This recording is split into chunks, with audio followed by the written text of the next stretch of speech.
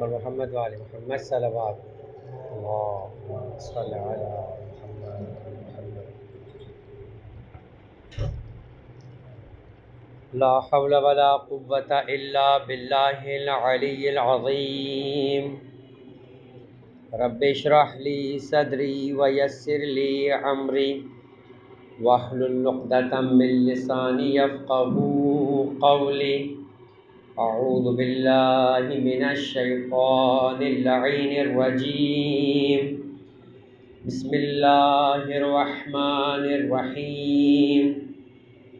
الحمد للہ رب العالمین وهو احسن الخالقین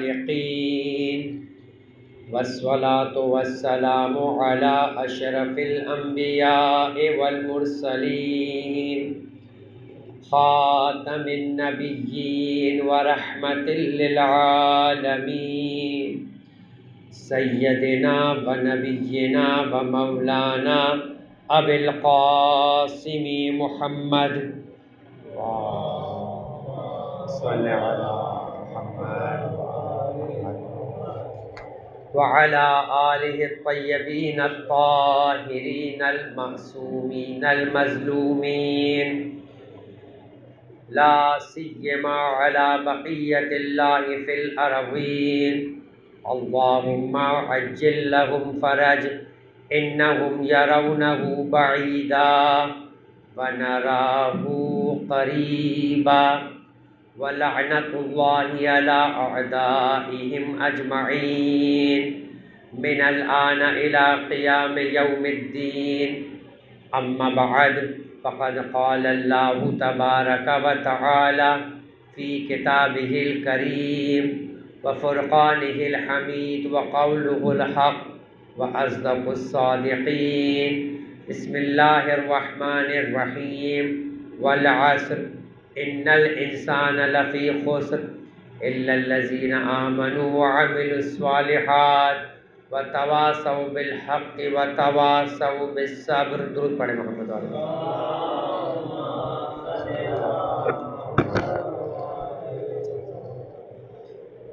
عزیزان محترم، عشرہ اولیٰ کی اس گفتگو کے لیے قرآن مجید کے جس مختصر سے سورے کو بطور سرنامہ کلام تلاوت کیا گیا، یقیناً آپ تمام افراد اس سورے کے نام سے واقف ہوں گے. قرآن مجید کا یہ سورہ مبارکہ عصر کے نام سے مشہور و معروف ہے، اور یہ وہ قرآن مجید کا سورہ ہے کہ جسے اگر یہ کہا جائے کہ قرآن مجید کا کل مضمون اگر خلاصہ ہو کر چند آیتوں میں پیش کیا جا سکتا ہے تو وہ اس سورے کے اعتبار ہی سے وہ آیتیں موجود ہے کہ اس میں قرآن مجید کے کل پیغام کو خلاصہ کر کے پیش کیا گیا ہے. یعنی اگر اسے خلاصۃ القرآن کہا جائے تو کسی بھی اعتبار سے کوئی مذائقہ نہیں ہوگا، اور واقعاً اگر کوئی شخص قرآن کو اس سورے کو پڑھ کر اس بات کا اندازہ کرنا چاہتا ہے کہ قرآن مجید میں کیا پیغام ہے اور خدا کیا اپنے بندے سے چاہتا ہے تو وہ اس سورے کو پڑھ کر سمجھا جا سکتا ہے. اسی وجہ سے کامیابی اور خسارے کا کل پیغام پروردگار عالم نے اس سورے کے اندر محدود کر کے پیش کر دیا ہے. ارشاد ہوتا ہے پروردگار عالم کا کہ بسم اللہ الرحمن الرحیم والعصر، زمانے کی قسم، ان الانسان لفی خسر. پروردگار عالم کہہ رہا ہے کہ تمام انسان، ہر وہ شے اور ہر وہ مخلوق کہ جس کے اوپر انسان ہونے کا عنوان صدق آ سکتا ہے وہ تمام کے تمام خسارے ہیں. یعنی پروردگار عالم نے کسی ایک فرد انسان کو بھی اس عنوان سے اور اس پیغام سے خارج نہیں کیا. تو اگر ابتدائی طور کے اوپر پروردگار عالم کہ اس کلام کو انسان پڑھتا ہوا نظر آتا ہے تو خود اسے اپنے مستقبل کے بارے میں ایک فکر ہو جاتی ہے کہ وہ خالق کہ جس نے انسان کو بنایا ہے، جو انسان کو بنانے کے بعد یہ کہتا ہے کہ تبارک اللہ باحسن الخالقین، کہ خدا کسی خلقت کو بنانے کے بعد یہاں حجر کو، نہ شجر کو، نہ چرند کو، نہ پرند کو، حتیٰ کہ ملائکہ اور جنوں کو بنانے کے بعد بھی اس خدا نے یہ نہیں کہا کہ میں نے کس بابرکت مخلوق کو پیدا کیا، مگر انسان کہ جسے اشرف المخلوقات کہا جاتا ہے، جسے احسن تقویم کہا جاتا ہے، جب اسے بنا دیتا ہے تو بنانے کے بعد خدا کہتا ہے کہ بابرکت ہے وہ خدا کے جس نے اس مخلوق کو خلق کیا، مگر اس بابرکت ترین مخلوق کو پیدا کرنے کے بعد بھی خدا جب ایک مقام پر آ کر یہ کہتا ہوا نظر آئے کہ ان الانسان لفی خسر، کہ تمام انسان خسارے میں، تو سمجھ میں آتا ہے کہ خلقت کے بہترین ہونے کے باوجود انسان نقصان میں نظر آ رہا ہے۔ لہذا ایک انسان کے لیے اس بات کو اس مقام پر جھنجھوڑنے کے لیے اور انسان کے لیے ایک پیغام دینے کے لیے کہ یہ مت سمجھ لینا کہ اگر تجھے بہت خوبصورت بنایا ہے، بہت سمجھدار بنایا ہے، بہت باشعور بنایا ہے، تو اس کی وجہ سے صرف یہ خلقت تمہیں بچا لے گی۔ کہا اگر خلقت کسی کو بچا سکتی تو تجھ سے بہترین کسی کی خلقت نہیں تھی، لیکن انسان کا مادہ اس کا مطلب اس قابل نہیں ہے کہ انسان کو خسارے سے بچا سکے۔ تو پھر کیا چیز ہے جو انسان کو خسارے سے بچا سکے؟ سوال پیدا ہوتا ہے اور انسان کا ضمیر گویا متوجہ ہوتا ہے، خود انسان پوچھنے میں مجبور ہو جاتا ہے کہ پروردگار عالم پھر کوئی چیز ہے کہ جو مجھے خسارے سے بچاتے ہوئے نظر آئے؟ تو اب گویا آیتوں کا سلسلہ جب آگے بڑھتا ہے تو خدا یقیناً اپنی مخلوق کو خسارے کے لیے پیدا نہیں کر رہا۔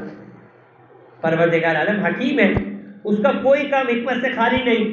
اب اگر خدائی سے سوال کیا جائے کہ اے پروردگار عالم کیا اس کا مطلب یہ ہے کہ تو نے اس انسان کو خسارے ہی کے لیے پیدا کیا ہے؟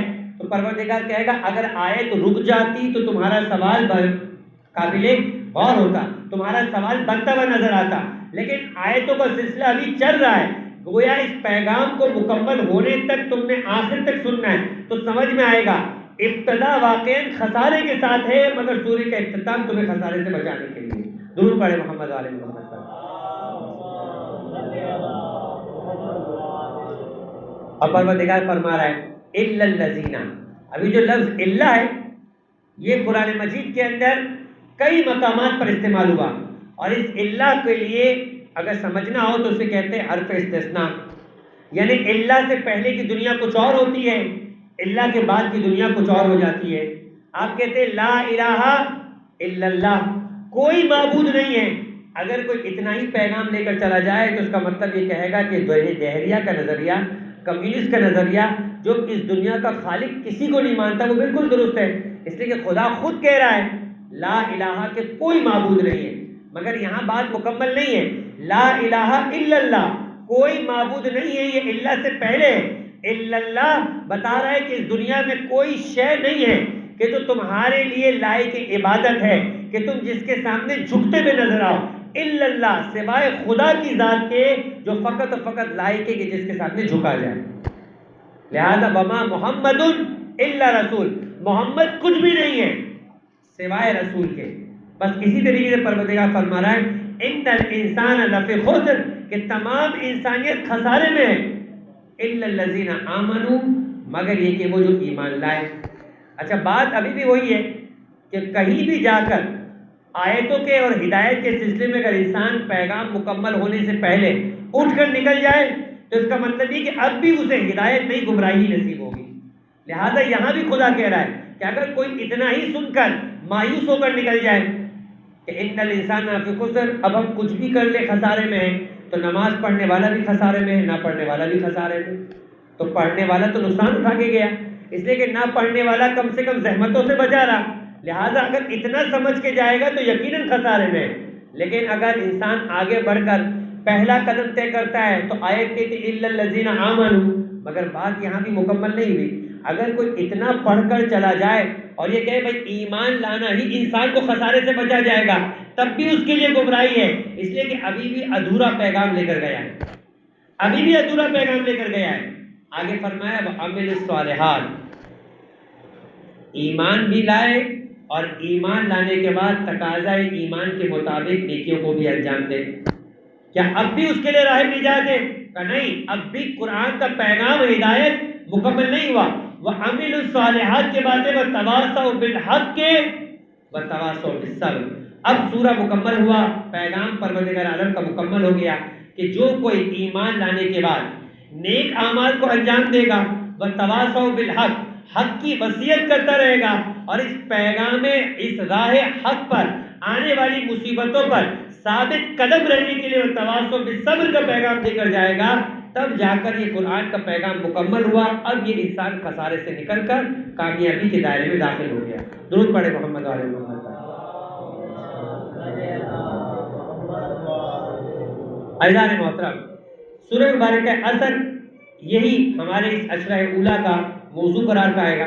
ابتدائی طور پر صرف اس سورہ کی ان آیتوں کا ترجمہ اپنی خدمت میں پیش کیا تاکہ اس بات کو واضح کیا جا سکے کہ یہی وہ قرآن مجید کا سورہ ہے جو انسان کے لیے گویا کامیابی اور خسارے کے رائے عمل کو اور انسان کے لیے کامیابی اور خسارے کے مطلب کو واضح کرتا ہوا نظر آتا ہے. اور انشاءاللہ گفتگو آگے چلتی جائے گی تو پھر یہ خود ایک انسان، خود ایک خسارہ بھی ہر فرد کے لیے اپنا اپنا عنوان لیا ہوا ہے. ہر فرد خسارے کو اپنے اعتبار سے تعریف کرتا ہوا نظر آتا ہے. کوئی دنیا کے اندر مال و دولت کے ہونے کو کامیابی سمجھتا ہے، نہ ہونے کو خسارہ سمجھتا ہے. کوئی دنیا میں پڑھا لکھا ہونے کو کامیابی سمجھتا ہے، جہالت کو خسارہ سمجھتا ہے. کوئی دنیا کے اندر امن و امان سے رہنے کو کامیابی سمجھتا ہے، جہاں خوف ہوتا ہے اسے خسارہ سمجھتا ہے. قرآن اس مقام میں جو لفظ خسارہ کہہ رہا ہے اس سے کیا مطلب ہے انشاءاللہ گفتگو بیان کیا جائے گا. اسی طریقے سے الا الذین آمنوا، یہ ایمان بھی تشکیک ہے، ہر ایک کے پاس اپنے اپنے انداز سے موجود ہے. لہٰذا مسلمانوں میں 73 فرقے ہیں، ہر فرقہ اپنے آپ کو با ایمان کہہ رہا ہے. ہر فرقہ اپنے آپ کو با ایمان کہہ رہا ہے اور ہر فرقہ اپنے آپ کو نجات پر بھی سمجھتا ہے. تو یہ ایمان خود اپنی جگہ کے اوپر وضاحت طلب ہے. اس کے بعد عمل الصالحات، ہر مسلمان اپنے انداز سے نماز پڑھ رہا ہے اور ہر ایک اپنی نماز کو ہی صحیح سمجھ رہا ہے. تو عمل صالح بھی اس کا مطلب ہے کہ اپنی جگہ پر اپنی ایک تعریف و توضیح مانگتا ہے. وتواصوا بالحق ہے، مسلمانوں کے اندر ہر فرقہ اپنے اپنے اعتبار سے آپ کو تبلیغ کرتا ہوا نظر آ رہا ہے. ہر ایک اپنے طریقہ تبلیغ کو بھی درست کہہ رہا ہے اور ہر ایک جو اپنی تبلیغ کر رہا ہے اسے بھی درست کہہ رہا ہے. دو چیزیں ہیں، تبلیغ کرنا اور طریقہ تبلیغ، یہ دونوں الگ الگ چیزیں ہیں. خود تبلیغ اس کا کیا مطلب ہے اور طریقہ تبلیغ کے بارے میں اسلام نے کیا سکھایا ہے یہ خود اپنی جگہ کے اوپر طریقہ کار ہے. ہر ایک اس بات کا حق نہیں رکھتا کہ وہ تبلیغ کرتا ہوا نظر آئے. لہذا یہ خود اپنی جگہ کے اوپر ایک موضوع ہے. وتواصوا بالصبر، اور یہ صبر کی وصیت کیا ہے؟ صبر کے بھی آپ کو مسلمانوں کے درمیان اور ہمارے معاشرے میں الگ الگ مفہوم اور الگ الگ معنی نظر آئے گی. کوئی صبر اس لیے کیا کرتا ہے کہ غربت ہے اور پریشانی ہے، لوگ اسے کہتے ہیں کہ بھائی تم محنت کیوں نہیں کرتے؟ کہ میں صبر کرتا ہوں، یہ بھی صبر. کوئی مثال کے طور پہ کسی کے گھر میں موت ہو جاتی ہے، وہ بھی کہتا ہے کہ میں صبر کر رہا ہوں. تو یہاں کون سا صابر مراد ہے اور کون سا صبر ہے کہ قرآن جس کے لیے وصیت کرنے کو کہہ رہا ہے؟ یہ تمام مفہومات انشاءاللہ ان دنوں کے اندر جب گفتگو آگے بڑھے گی تو آپ کے سامنے تفصیل سے پیش کیے جائیں گے. درود پڑھے محمد علیہ محمد. اور عزیزان محترم، عشرہ اولیٰ جو در حقیقت امام مظلوم سید الشہداء حسین ابن علی ابن ابی طالب علیہ السلام اللہم صلی علی وسلم کے غم کو منانے کا، سید الشہداء کی مصیبت پہ گریہ کرنے کے دن ہے. یقیناً قرآن مجید کے ان پیغامات کو سید الشہداء کی اس قربانی سے اور سید الشہداء کے زندگی کے اس سفر کے ساتھ ملایا جائے گا.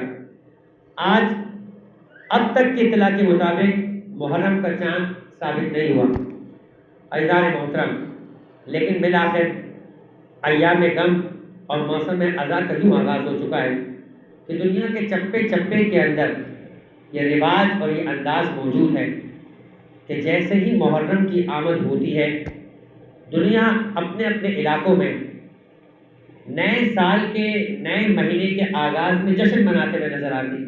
ساری دنیا کا اپنا انداز ہے، لیکن آل محمد کے چاہنے والے اور آل محمد کے گھرانے ہی سے سیکھے ہوئے افراد جب اسلامی سال کے اس پہلے مہینے کے آغاز کی خبر سنتے ہیں تو اپنے گھروں پر صف عزا بچھا دیا کرتے ہیں. فرش عزا کو بچھا دیا جاتا ہے. سیاہ پوش انسان اپنے لباسوں کو تبدیل کر کے سیاہ پوش ہو جایا کرتا ہے. یہ سب کس بات کی علامت ہے؟ کا اس لیے کہ محرم کے چاند کے نمودار ہوتے ہی آل محمد کے گھرانہ بدلی میں چلا جاتا ہے. چاند کو دیکھنے کے بعد انسان گویا یہ کہتا ہوا نظر آتا ہے کہ یہ چاند کسی خوشی کی خبر کو نہیں لایا بلکہ زہرا کے گھر کے اجڑنے کی خبر لا رہا ہے. عزیزان محترم، یہ وہ مہینہ ہے کہ جس کے بارے میں روایتیں یہاں تک کہتے ہوئے نظر آتی ہے کہ کبھی تو ہمیں یہ روایت ملتی ہے، لوگ کہتے ہوئے نظر آتے ہیں کہ جب حسین کی ولادت سیدہ کے گھر میں ہوئی، سیدہ اس بچے کو لے کر اللہ کے رسول کی خدمت میں پہنچی، اللہ کے رسول نے اس بچے کو دیکھا تو بچے کو دیکھنے کے بعد مسکرانا چاہا تھا کہ جبرائیل نازل ہوئے اور لانے کے بعد ایک مرتبہ کہا کہ یہی آپ کا بچہ ہے جسے آپ کی امت 3 دن کا بھوکا پیاسا کربلا کے میدان میں شہید کری۔ حسین نے یہ سنا، سننے کے بعد حسین نے گریہ کرنا شروع کیا، اللہ کے رسول نے گریہ کرنا شروع کیا۔ جب شہزادی نے ایک مرتبہ دیکھا کہ اللہ کے رسول بابا اس بچے کو گود میں لینے کے بعد گریہ کرنا شروع کر رہا ہے، کہا بابا یہ خوشی کی خبر ہے، اس پر آپ گریہ کیوں کر رہے ہیں؟ کہا میرے بھائی جبرائیل نے آ کر مجھے یہ خبر دی ہے کہ میری امت اس بچے کو 3 دن کا بھوکا پیاسا کربلا کے میدان میں قتل کر دے گی۔ ایک مرتبہ روایت یہ بتاتی ہے کہ ایک روایت میں کہ شہزادی نے کہا جس کا جد اللہ کا رسول ہو، جس کا بابا علی مرتضیٰ ہو، جس کی ماں فاطمہ زہرا ہو، کیا اسے بھی قتل کیا جا سکتا ہے؟ کہا ہاں فاطمہ زہرا، لوگ دنیا کو حاصل کرنے کے لیے فرزند رسول کو بھی قتل کرتے ہیں۔ شہزادی نے گریہ کرنا شروع کیا اور ایک جملہ کہا، یہ جملہ بتا رہا ہے کہ آج ہم یہاں کیوں جمع ہوئے۔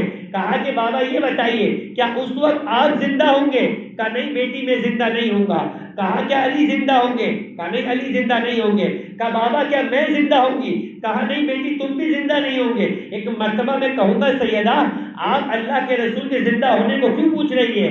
آپ اپنے شوہر علی کے زندہ ہونے کو کیوں پوچھ رہی ہے؟ آپ اپنے زندہ ہونے کے بارے میں کیوں پوچھ رہی ہے؟ شہزادی کہے گی کہ میرا بیٹا جو اس مظلومیت سے مارا جائے گا، کوئی تو ہو جو اس میں گریہ کرتا ہو، کوئی تو ہو جو اس کا ماتم کرتا ہو۔ اگلا جملہ بتا رہا ہے کہ بابا پھر کون ہوگا جو میرے بیٹے حسین کی مصیبت میں روئے گا؟ اب پیغمبر نے وہ جملہ کہا جو ہمیں سمجھ میں آتا ہے کہ ہر محرم کے آغاز پہ ہمارے اندر سے کون سی وہ انسان کی قوت و طاقت ہے، کون ہے جو انسان کو مجبور کرتا ہے کہ انسان کا دل غم زدہ ہو جاتا ہے، کسی کو کہنے کی ضرورت نہیں ہوتی، انسان سیاہ پوش ہو جاتا ہے، فرش عزا کو بچھا دیتا ہے، اپنے گھر والوں کو بھول جاتا ہے اور اب غموں کو اور دکھوں کو بانٹنے کے لیے سیدہ کے سامنے جمع ہو جاتا ہے۔ اس لیے کہ اللہ کا رسول کہتا ہے ایک قوم پیدا ہوگی جس کے بوڑھے تمہارے حسین کے بوڑھوں پہ روئیں گے، جس کے بچے تمہارے حسین کے بچوں پہ روئیں گے، جس کے جوان حسین کے ساتھ موجود جوانوں پہ روئیں گے، جس کی عورتیں حسین کے ساتھ موجود عورتوں پہ غم و گریہ کرتے ہوئے نظر آئیں گے۔ مگر عزیزوں شاید کوئی سوچتا ہوا نظر آئے کہ شاید اللہ کے رسول نے حسین کی ولادت پر یہ غم و حزن کی خبر دیتے ہوئے نظر آئے، ایسا نہیں ہے۔ روایت یہ بتاتی بہار الانوار جلد نمبر 44 کے اندر اور در الیمین کے اندر قرآن مجید کے سورہ مبارکہ بقرہ فتلقى آدم من ربہ کلمات فتابا، آدم کے اوپر جب پروردگار عالم نے اپنے کلمات کو نازل کیا تو آدم نے توبہ کی، آدم نے توبہ کی۔ قرآن مجید کی آیت آگے بڑھی کہ پروردگار عالم نے آدم کی توبہ کو قبول کیا۔ یہ آیت کیا بتا رہی ہے کہ جب آدم سے ترک اولا ہو گیا، آدم کو زمین پہ اتار دیا گیا، ابھی دنیا کے اندر خلقت انسانی کی ابتدا ہوئی ہے، آدم ابو البشر ہے، پہلا بشر ہے کہ جو دنیا میں بنا ہے، زمین پر اترا ہے، نسل آدم پروان نہیں چڑھی ہے، مگر اس وقت بھی پروردگار عالم نے غم حسین کو آدم کو یاد کروایا اور آدم نے آنسو کو بہایا۔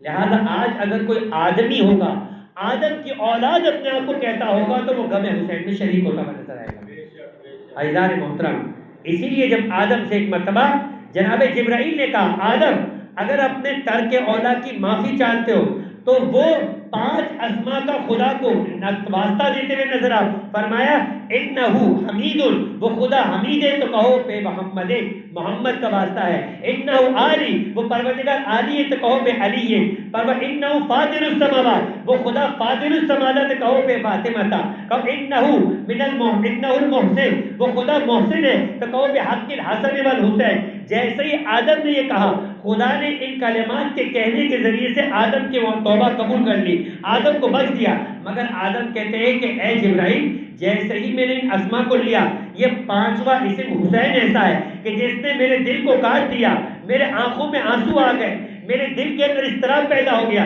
یہ کس کا نام ہے؟ کہا یہ تمہاری پشت میں پیدا ہونے والا وہ حسین ہے کہ جسے تمہاری ہی امت 3 دن کا بھوکا اور پیاسا قتل کرے گی۔ عزیزان محترم، اتنا نہیں ہے، جبرائیل نے گویا پورا معرکہ کربلا پڑھ دیا، اور آدم نے جبرائیل سے تقاضا کیا جبرائیل مجھے اور خبر دو۔ اب جو روایت ہے اس کے الفاظ غور سے سنیے گا، درود پڑھے محمد آل محمد۔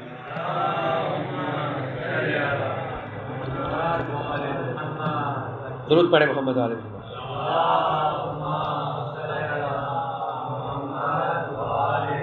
جبرائیل سے آدم نے کہا جبرائیل بھائی مجھے مزید تفصیل دو۔ اب حسین کی مظلومیت کیسی ہے اس کا تصور کرتے ہوئے نظر آئے۔ حسین کی مظلومیت اس انداز کی ہے کہ جبرائیل یہ کہتے ہوئے نظر آتے ہیں کہ یقتل عطشانا غریبا وحیدا فریدا، کہا میری امت کے اس فرد کو کیسے قتل کیا جائے گا؟ تو جبرائیل نے کہا کہ اسے پیاسا قتل کیا جائے گا، اسے غریب یعنی اپنے وطن سے دور کر کے قتل کیا جائے گا۔ فرمایا وحیدن، وہ تنہا ہوگا، فریدن، اس کی کوئی آواز سننے والا نہیں ہوگا، لیس لہو ناصر، وہ جب حل من ناصر ینصرونہ کی فریاد بلند کرے گا کوئی اس کی مدد کرنے والا نہیں آئے گا، ولا معینن، اور کوئی اس کا ساتھ نہ دے گا، ولو تراہ یا آدم، آدم اگر تو اسے دیکھے گا وہو یقولو، تو وہ یہ کہتا ہوا نظر آئے گا وا عطشاہو، کوئی ہے جو میری پیاس کو بجائے، وا قلت ناصرہ، ارے میرا کوئی مددگار نہ بچا، حتی جبرائیل کہتے ہیں کہ حتی یہول العطش بینہ و بین السماء کا دخان، اس کی آنکھوں کے سامنے پیاس کی شدت اتنی زیادہ ہوگی آسمان و زمین اس کے لیے دھواں اور تاریک ہو کے رہ جائے گا، اسے کچھ نظر نہیں آتا ہوگا۔ اب وہ جملہ سمجھ میں آتا ہے کہ جب حسین گرتے اٹھتے اپنے بیٹے علی اکبر کے پاس پہنچے تو کہنے لگے بیٹا علی اکبر اب تیرے باپ کو کچھ نظر نہیں آتا، فرمایا کہ فلم یجبہ احد، کوئی اسے جواب نہیں دے گا بلکہ اس پہ تلواریں مارے گا، اتنی تلواریں مارے گا، وشرب الحدوف، اور اسے نیزوں کے ذریعے سے پلایا جائے گا، یعنی اسے پانی نہیں دیا جائے گا بلکہ اسے نیزے مارے جائیں گے، فیذبح ذبح الشاة، ارے اسے ایسے ذبح کیا جائے گا جیسے مینڈے کو ذبح کیا جاتا ہے، من قفاہ کا پشت سے ذبح کیا جائے گا، وینہب رحلہ اعدانہ، اس کے بدن کو پارا پارا کر دیا جائے گا، وتشہر رؤوسہم، اس کے سروں کو شہر بشہر پھرایا جائے گا، وانصارہ فی البلدان، اور اس کے چاہنے والوں کے سروں کو بھی شہر بشہر پھرایا جائے گا، ومعہ النسوان، یعنی آدم کو جبرائیل خبر دے رہے تھے ان کے ساتھ عورتیں بھی ہوگی، ان عورتوں کو بھی رسک بستہ کیا جائے گا، انہیں بھی شہر بشہر پھرایا جائے گا۔ یہی تو وجہ ہے کہ سید سجاد سے جب کسی نے کربلا کے واقعے کے بعد یہ سوال کیا تھا کہ سید سجاد اب کب تک گریا کرتے رہیں گے، تو سید سجاد نے ایک مرتبہ کہا تھا ایک یعقوب کا بیٹا آنکھوں سے اوجھل ہو گیا تو میں نے گریا کرنا شروع کیا، یعقوب نے اتنا گریا کیا کہ آنکھیں سفید ہو گئے، تو کہا کہ ارے شہادت تو آپ کی میراث ہے عزیزو، یہ وہ خبر نہیں ہے کہ جو بنائی گئی ہے، یہ جبرائیل نے آدم کو بتایا تھا، یہ جبرائیل نے آدم کو بتایا تھا، اور سید سجاد کا بھی یہ غم تھا کہ سید سجاد کہتے ہوئے نظر آئے ارے ارے کہنے والے تو نے یہ تو کہہ دیا کہ شہادت ہماری میراث ہے، مگر کیا یہ بھی ہماری میراث ہے کہ ہماری عورتوں کو سربراہ نہ کر کے شہر بشہر پھرایا جائے، قیدیوں کی طرح درباروں میں پیش کیا جائے؟ کون ہے کہ جس کے مرنے کے بعد اس کی یتیمہ بچوں کو تماچے مارے جائے؟ کون ہے کہ جس کے مرنے کے بعد جس کی عورتوں کو قیدی بنایا جائے؟ کون ہے کہ جس کے مرنے کے بعد اس کی خواتین کو شہر بشہر پھرایا جائے؟ اور پھر بھی کلمہ پڑھنا والا کلمہ پڑھ کر یہ کہے کہ محمد میرا رسول ہے، محمد کی نواسیہ سر برہنہ دربار یزید میں۔